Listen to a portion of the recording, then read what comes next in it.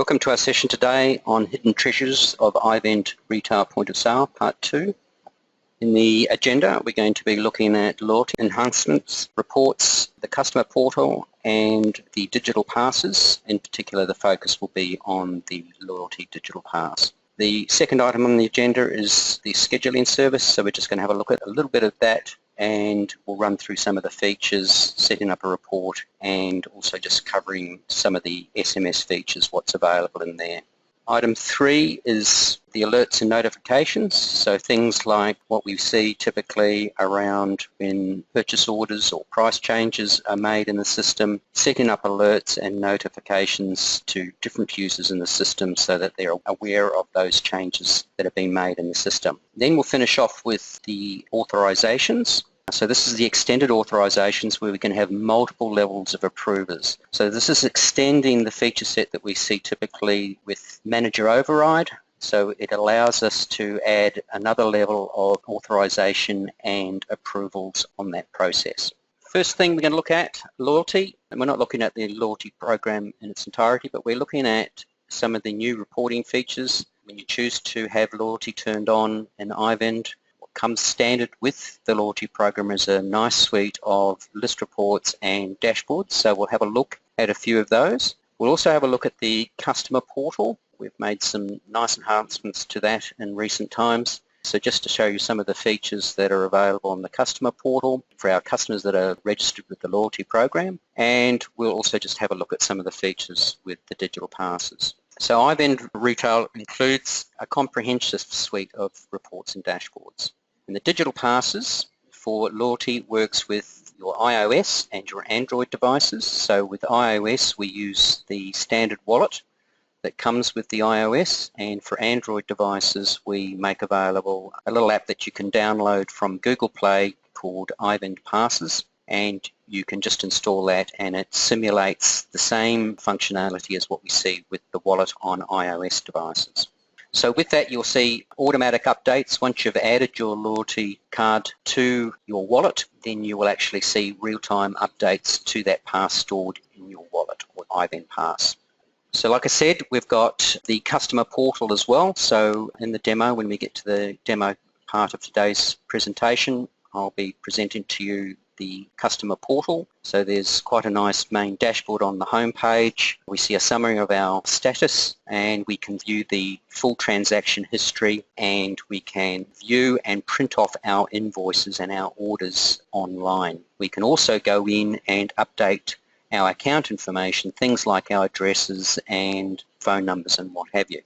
So we'll have a look at some of the reports. We'll run through, we won't be running through all the reports, but this will be today just to run through some of what we class as some of the key reports and some of the nice features that we see via the management console, and also the reporting features that are available from the point of sale on loyalty as well. So nice suite of dashboards and nice suite of list reports, things covering transaction history, performance, aging, membership status, and some of the dashboards we'll be looking at store-wise and performance. Digital passes enables retailers to distribute loyalty cards. It also covers coupons and gift cards, so it's not just limited to a loyalty membership. We also have digital passes for gift certificates and coupons as well. With that, we've got what we call the geo-tagging or geofencing capability with the pass. So if your customer in receipt of a digital pass like a coupon or a gift card, and they've got it in their wallet and it's still valid, you can put in your store locations against those passes, and when the customer comes within a designated distance from that store, they'll get a nice little alert on their phone prompting them to come in and use the coupon that they've actually got stored in their wallet.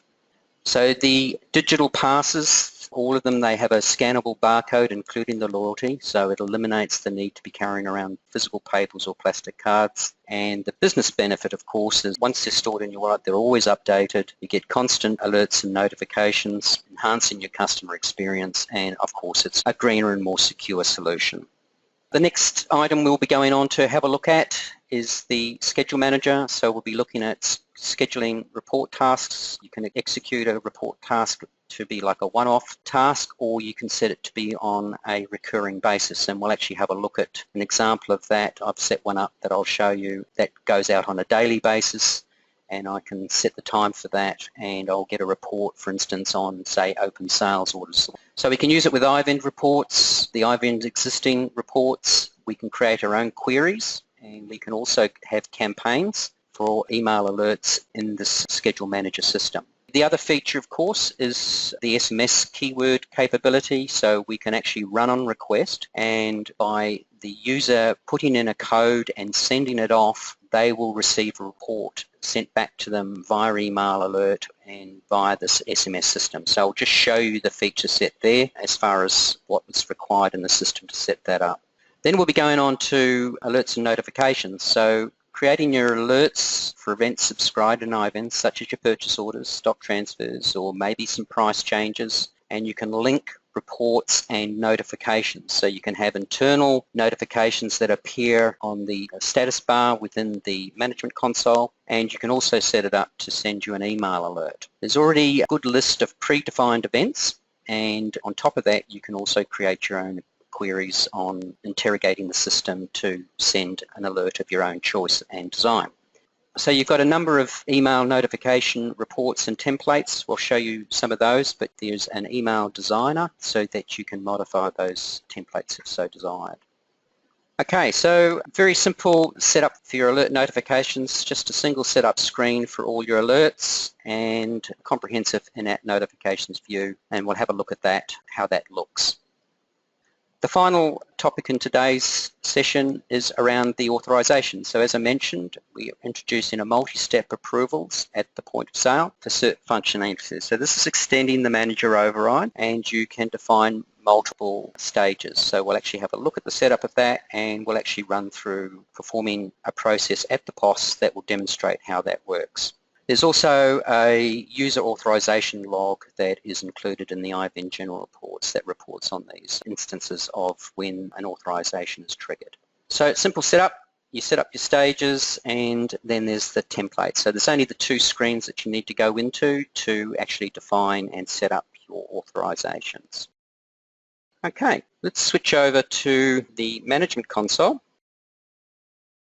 So we'll kick off with just showing you some of the reports on the loyalty, and I've enabled my loyalty, so my loyalty is fully integrated into the management console, and when I do that I've got a number of reports available to me. So down on the reports tab of the management console at the moment, and we've got a number of list type reports, and we'll run 2 or 3 of these just to show you what some of these look like. And at the moment you can see I've actually got my store-wise view dashboard open, and we see things like new monthly registrations. So there was a peak in March, for instance, on new memberships. We can look at the share of revenue here, so total revenue as opposed to membership revenue, and we have a couple of different graphical views on that, transaction history as well. And we see some of these other widgets reporting on things like awarded points as opposed to redeemed points, and transaction counts on a monthly and weekly basis. The nice thing about all these dashboards that come standard in the system is that we do have our own proprietary reporting designer tools for both our list reports and our dashboard reports.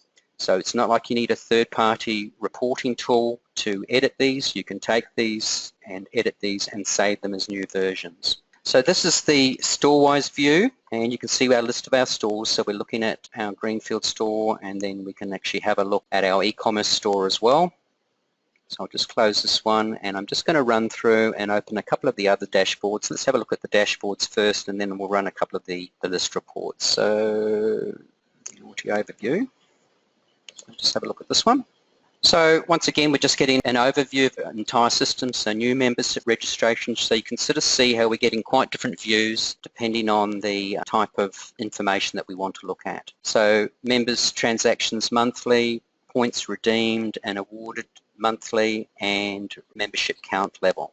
We can see the total points accumulated over time presented there. Let's have a look at the finance view. So we'll just have a look at another one here. So quite a nice view. Once again, we're looking at revenue share here, revenue share monthly, revenue share percentage, points currency summary. So we've got a value there in the points, and another view of our transaction membership and a summary total, and then a monthly view as well. What I might do is, while we're just looking at some dashboards, is I'm just going to bring up the point of sale. So I've got the point of sale open and I've got my loyalty customer here. So I'm just going to show you some of the views, or reporting views if you like, that are afforded at the point of sale when you're using loyalty. So we've got here some summary information for our loyalty customer. We can see their loyalty ID, what status they are, and the number of points. And if we go into view, we can get a lot more information about that particular loyalty customer. So if we scroll down in the view, we can see a little bit more detailed information about that loyalty customer. We have loyalty points history details report, so we can see a full history at the point of sale of all the transactions that make up their loyalty status. And if we scroll up the top, wherever you see this little graphical icon in the point of sale and in the management console, there's a nice little dashboard that's available to us, and we can see there quite a bit of detailed information about the customer, and we also get a little bit of a summary built into this about the loyalty status as well. And keeping in mind once again that all of these dashboards that we see here can be edited to modify them to meet your own business needs. So I'll just go back to the management console. Let's back out of here. We'll come back to this. So now I'm just going to have a look at some of the list reports just to give you a bit of an idea of what we've got there. So you can see we've got quite a suite of standard reports that come built in. So let's have a look at a couple of them.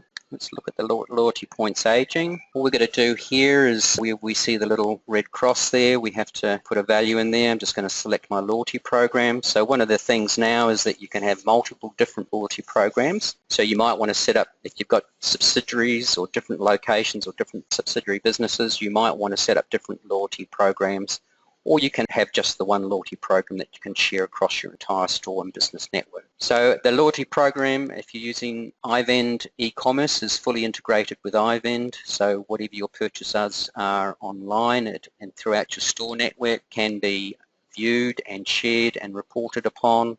So any of your online purchases and any purchases that you make in store, you can also not only redeem at the POS throughout your store network, but also online as well.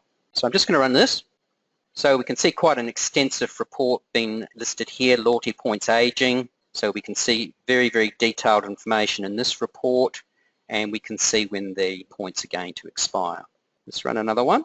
Top bottom report. Just selected a few that I thought were fairly interesting, and that my demo data supports that there's plenty of content in there to give a reasonable result. So here we're getting a top-bottom effect here, so we're seeing our top performers as far as our loyalty customers are concerned, and we can see total available points, total redeemed, and total awarded points over time. If we were using a currency reward system, then we would see the values in currency. So we're sort of showing both here, but it would be one or the other mechanism that you're using. This is a demo report, so we're showing the fact that you could have your loyalty system in using a point system or a currency system. So we're using a point system in our demo system, but that actually converts to currency.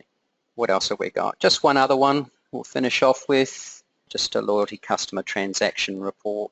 So some of these, you've got a number of filter criteria. You can put a date range in if you like. The reports do assume that if you leave them blank that you're returning all records. So you can see there I could filter the report down to be just a customer view. So now we're getting quite a detailed transaction report, and you can see there it's just defaulted to all date ranges. So it's going to go back and look at those transactions over the history of my system. So you can see there on the side here, quite a detailed report that's being produced and pretty quickly out of the system. So what I'm going to show you now is the customer portal. So for our customers, so this is a subscription system, the customer portal. I'll just minimize that. We'll come back to the digital passes in a minute. So this is available to your loyalty customers, that you can give them access to have an online portal where they will log in and they can see a summary of their status, the points available to them, what was awarded over time, what's been redeemed, and we're also seeing that the 30 of these points have actually expired that we didn't use. Quite a nice little dashboard that we can see here on the main home page, and if we move our mouse over the highlighted points in the graph, we can actually see a little bit of a pop-up of the points that have been awarded on those particular months. So very active in September last year. Up the top here, We've got view transaction details, so I'm just going to click on that. So now we can see very detailed information, history of the loyalty rewards, what was actually awarded. So you also see if you actually have purchased or the customer has made purchases in the system and it didn't qualify for awards, they will still see all their entire transaction and history in here regardless of whether they were successful in achieving some awarded points or not. So it includes all their transaction history, not just those transactions that did attract an award. So we can see also the store location, so I'm getting a visual here of where the purchases were made. And then you can see the view button here, so if I click on that, I'm actually getting a view of the transaction receipt. I can save that as a PDF, I can print it off. So that's quite nice. You know, if they've lost their paperwork, they can still go online here and retrieve a copy of their receipt or order. So I can go back to my transactions, and up the top here, I'll just highlight the action bar here. So in there I can go back to my dashboard. You can see here I can invite friends to join the loyalty program. So there's a referral program in here for loyalty so that you can reward those customers that refer your loyalty system on. I can update my contact details as I mentioned before, so things like your mobile phone numbers and your addresses and so on. So the last little thing was around our digital pass. So if I just bring that back up, I'm just sharing my little app here. So we can see here just a very simple template design for the loyalty card, and we can see the status. Now keep in mind that I've just got a very plain little simple design here, but all of these templates, digital passes, you can design very nice layouts for these. They're quite customizable. It's a very simple, easy to use, intuitive program. We have different presentations on digital passes. We don't go into the design of these in this presentation today. We're just talking more about the loyalty features using digital passes, but we do have quite a good training set of videos. If you want to know a little bit more about setting up and using the digital passes, you can find those on the CKP on our e-learning pages. There's quite a good video suite on those. We can see the total of points available here, awarded points over time, what's expired and what's been redeemed. So very similar information to what we saw in the customer portal. Now, once you've added this to your wallet, you don't need to keep changing or keep adding or updating the alert notifications that come through. So I'm just going to bring up my email alerts here, and if I scroll down, I'm just going to open an email. So whenever I do a purchase, you can see that the email alerts are coming through here telling me that I've been rewarded points, and if I scroll down I can see things like updates to my loyalty card. So it's telling me in my email alerts that I've been rewarded, my points have gone up and what have you. Now I get those email alerts, but because I've already added my pass to my wallet, I don't need to keep adding the pass. It will automatically update the pass in the wallet. So to demonstrate that, we can see the available points at the moment are 3,500. So I'm just going to go to the POS. I've set up a transaction here ready to go. So I'm just going to complete that.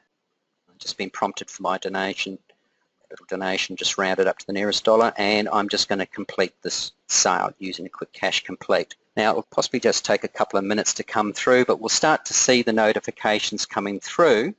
Screen view, and we'll just refresh it. Wait for a couple of seconds, it will start to come through, but what we'll also see is that the loyalty pass will update. So yep, we're starting to get the alerts coming through. So let me just refresh. So we can see them now appearing there. My email on the phone. Yep. And if we just bring up the wallet again, probably just take a few more moments and we should see that coming through shortly on the wallet as well. Yep. So we've just seen it update there. It's now showing 3,570 available points. So it's good that you get the notifications, and I suppose it's good we always do send out a copy of your loyalty pass. So if inadvertently someone does accidentally delete their pass out of their wallet, you are always sent a fresh copy with any notifications, so you can always add it back in. Next item on the agenda was our scheduling service with SMS. Under Administration and Application Setup, we've got our Scheduling Manager. So I'm just going to bring that up. Now I've created one here. I'm just going to open that and we'll actually have a look at our settings there. So I've created a schedule to send out a report that's going to be letting my store manager or the storeman, whatever user of my choice, or even perhaps a series of users on the open orders statement. So I want to get a daily alert on any open sales orders. So that way I can go in and enact on that report to sort of say, right, okay, we need to go and perhaps raise some purchase orders to fulfill these open orders. So we've just given it a simple code and a description, something that's meaningful. The different types we've got here, we're going to use a report. So I'm going to be selecting a report from the system. I could use a query as well, so my own query that I've designed in the system using the query builder. You can also have a campaign, so you could write a query, for instance, have a query and do things like looking at your VIP customers or your loyalty customers that have had outstanding performance and sales over the last 6 months and invite them to like a VIP night. So that's the sorts of things that you can do in here. This one we've just set up with a report, and when we do that,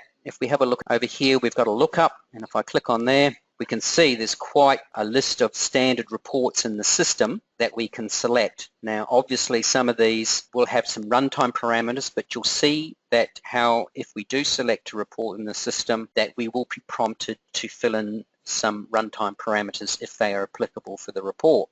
We've also got the SMS feature, so if you're wanting to create a schedule that you want to be able to run on demand or run on request, meaning that if the sales manager is out remotely and they want to be able to send an SMS code off to their system to return a daily sales report, for instance, you can set the schedule service up so that it can be run on request. Then you just give it a simple SMS keyword code, as we see here, just a little simple code, and you just say that it's schedule enabled, and you would need to then define your SMS criteria for this. So in our system initialization, we've got our communication settings. So I'm just going to go in there, just bring that up temporarily. So what we need to do is we need to define our SMS notification settings. So obviously you have to have an SMS gateway, and they're region, location, country specific. So you'll need to be setting up your own gateway.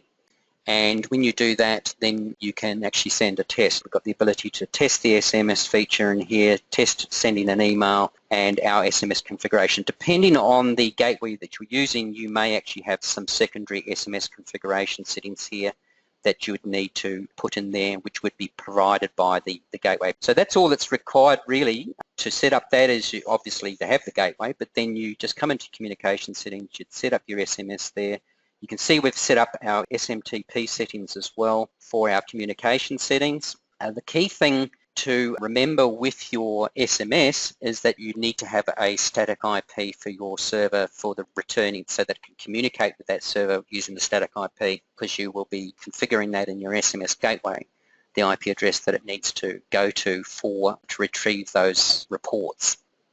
The second part here, we're looking at the scheduler services that you can see here. I've set up the recurrence, and we've got quite a number of different settings here. No repeat just means to run just the once. You can even set these to be running by the minute interval. So, I mean, that would be quite a burden, I think, to be sending it out every few minutes. But the idea is that we can allowing you to create a schedule right down. If you want to set it to be every 30 minutes or something like that, that you could do that. I've set mine to be daily, but you've got weekly, weekdays, specific weekdays, monthly, a yearly, or for every particular occurrence if you wanted to. So you can define your own interval if you set it to be that. So depending on the setting here will dictate whether these settings will be available. So the interval and on weekdays, depending on the setting that you select in the recurrence up the top here. When you want to start it and set the time. So I've set mine to be daily, and I want to report at 4 p.m.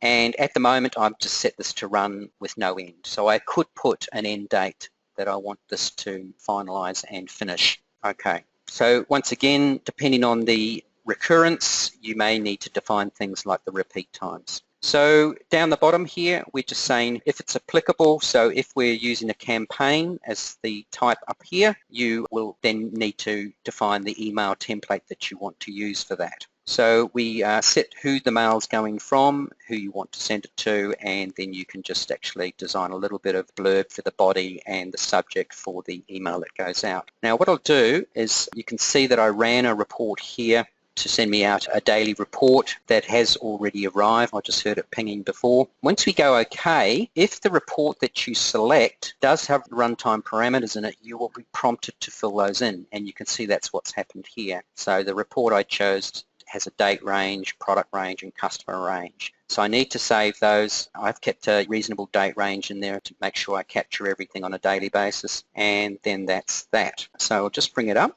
and we can see here, there's the report that was sent through earlier, and we get a nice PDF. So I'll just open that up, and there's the report. So, I mean, this is just using the standard template out of the system using my demo system, but all of these reports and email templates you can edit to make them a little bit more presentable to meet your own business needs. Right. So our next topic is alerts and notifications. So let's have a look at our alerts. I'm going to bring up the management console. So part of the alerts and notifications is, I just want to, before we go too much further, to show you the setup of it. You can see down in the notifications, down on the status bar here, I've got some notifications alerting me here that there's 3 notifications that I haven't read yet. Now, as I'm doing things like maybe raising a purchase order or processing a stock adjustment, or maybe there's a price change that's come through in the system, depending on how you're configuring your notifications for your operating system, you will see perhaps a pop-up window come up at the POS, if that's so desired, that will also alert you at the time. So besides it just appearing here, you do see a little pop-up come up telling you about the notifications as well. So let's just open that and let's have a bit of a look. So I've got some notifications of processes that have happened today. There's been a price change, and there was a purchase order raised, and there was also a goods receipt creation. Up the top on the right-hand corner here, we've got the status. So by default, it opens up and shows me the unread notifications first, but I can go back and I can look at all notifications, or I can look at my read notifications, and it will break it down into what was notified today, yesterday, last week, and older, and so on. So I can go back over time and look at old notifications in the system, and we've got the delete feature. So that's just to maintain it. Over time, you might want to clear some of those older notifications down. Where do we set this all up? So under Administration, Application Setup, in our system, we've got 2 areas that we've got down the bottom here. We've got Alert Notification View, which we've just seen, that I accessed via the status bar here. But this is the notification setup. So it's just the one screen that we need to go into to set it up and configure it. So it's a nice, easy system to set up. And you can see that we've got 3 alerts that we've defined. So one for price changes, purchase orders, and goods receipts. Let's just open one up to have a look at some of the settings there. So we've just given it a simple code and a description. It's just freeform. The type. So if we have a look here, we can see there's quite a list of existing predefined types in the system. So we've got things like purchase orders, stock requests, transfer requests, shipments. So price list changes, as we've already seen, coupon creation, bonus buy creation, some stock adjustments, gift certificate. And up the top here, more importantly, we've got query. Using the query builder, you can also use it here in your alerts notification. You can also use queries in your report designs. So there's a whole host of areas where you can use the query builder results, and this is another one of them. So besides the predefined alerts, we can also use our own queries to interrogate processes in the system and report on those through the alerts process.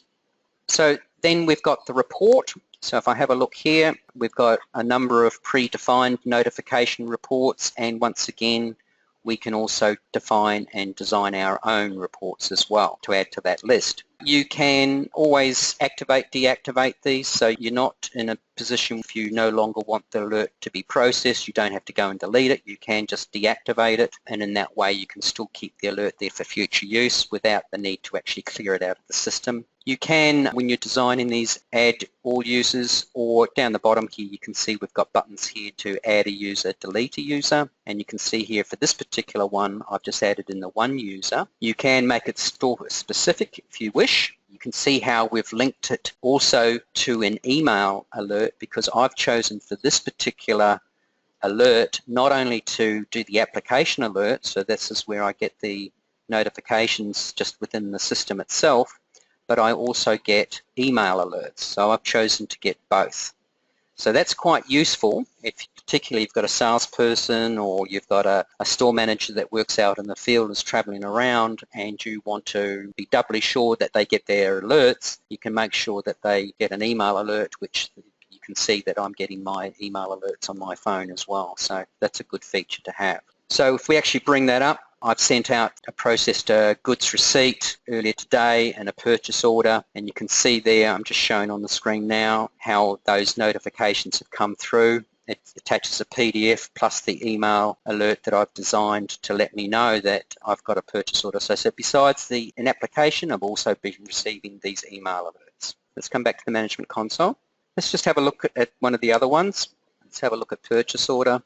So you can see here for purchase orders, we've actually added in a number of different users here so that they are all been alert. Now Bob Williams, our store manager, he gets an email alert, but these other users only get within the application alert, so they don't receive the email alert. So it is an either or both scenario if that's desired. So that's a good feature, I feel. All right, it's alerts and notifications. And the last one we're going to finish off with in today's session is we're going to go on and just have a look at our authorizations. So where is that set up?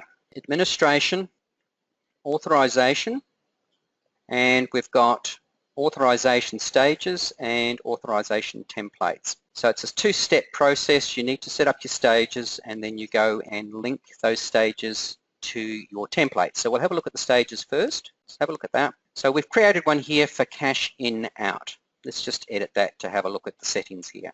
So what we've done here to demonstrate this is that we've created the authorization stage with the similar name or the same naming convention as what we've done for our template, and we'll see that in a minute. But typically what you might do is you might just have a stage that just says manager approval or supervisor approval, because you might use those same people to approve different processes in the system. So we've just set up one authorization stage just centered around cash in, cash out. But typically you might just have a scenario where you would use the one set of stages, the supervisor or store manager or some admin authorization for a particular process that you would use for multiple different templates. Okay, so in this we've given it a code, a description, something meaningful to us, and we've set the number of approvals required. So we've set that to be 1, but down the bottom here we've got 2 approvers that we can see here. But what I'm saying is that I've got 2 possible approvers and I'm only requiring 1 of them. Now I could set that to be 2, so if you wanted a multiple step, that it needs to be 2 people approving this before the process can be completed, you can do that. We're only setting this to be 1 for this example, just so that we can demonstrate how that's going to take place at the cost without having to go through the multiple steps. So I can add additional approvers, I can delete an approver if I want, but naturally, of course, you need at least 1 in the stage. So that's all that's required in there. Now let's have a look at the template. So I'm going to open up the templates. You can see we've called it cash in, cash out. So there's 2 tabs in here. There's the template setup and then there's the conditions. Now I'll come back to the conditions in a minute. Let's just have a look at the template setup. So once again, just giving it a very simple ID and a description, something that's meaningful to us. I'm enforcing that a comment's required. So if you tick this, it's going to enforce it. So if you try to go through the approval process and you don't put a comment in there, you will get a warning message or an error message demanding that you actually put a comment in there. So we're going to enforce that. Unticking it, of course, we just leave it optional. So now we're setting the originators on this part of the screen. We're setting who's going to trigger for this approval process to be required. And in this scenario, we can see that we set it for either of these 2 users that try to process a cash in, cash out. It will trigger the approval process if either one of these users try to perform that function. Over here, we can see the authorization stages. So that's where we've created the stage here, and now we've linked it into our template. So it's going to use that stage authorization that we've just viewed to be who's going to do the approval for the originators. Now if we have a look at the condition setup, we can see all the predefined conditions. So they are predefined, so these are based on the manager override options, if you like.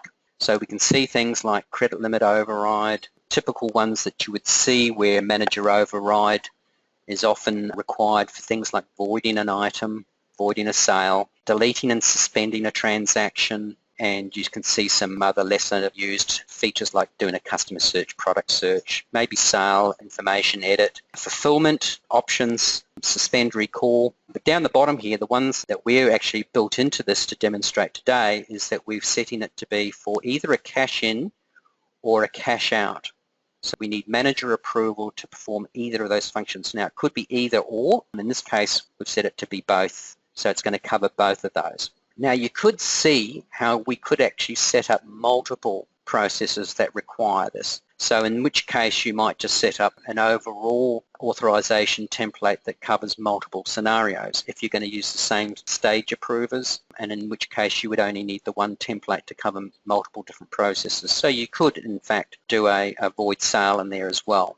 What is a good one? Transaction greater than. So maybe if they're doing a transaction greater than a certain amount, you need manager approval on that, transaction refunds, things like that, payment cancellation. So there's a full suite there of authorization templates. Now let's have a look. I'm just going to go OK now, and let's go over to the point of sale, and I'm going to need to log out to demonstrate how this will work at the point of sale. So I'm just going to log out, log back in as one of the originators.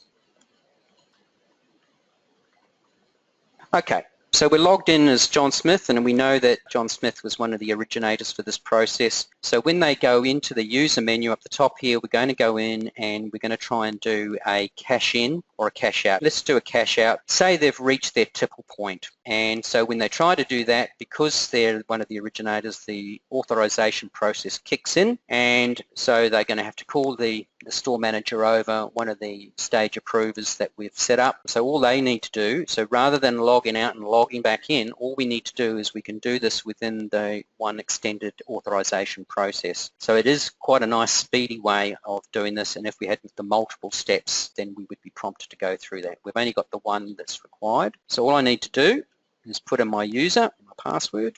Remember, we enforced the comment, so I need to put a comment in there. If I didn't put that in, I would get an error message telling me that a comment is mandatory. You can see here that the approved status is highlighted by default. So if I wanted to reject this, I would then need to click the reject option before logging in. So depending on whether I'm going to approve it or reject, I need to decide on that. By default, the approved status is set automatically, so all I would need to do then is to click the login, and when I click on that, it is approved and it's allowed me to go to the next step. So now I can just put in, let's put in $100 for instance, enter that. I'm just going to put in my comment, reason code, and OK, and then that's completed that. All right, that does finish our presentation on Hidden Treasures Part 2. Thank you everybody.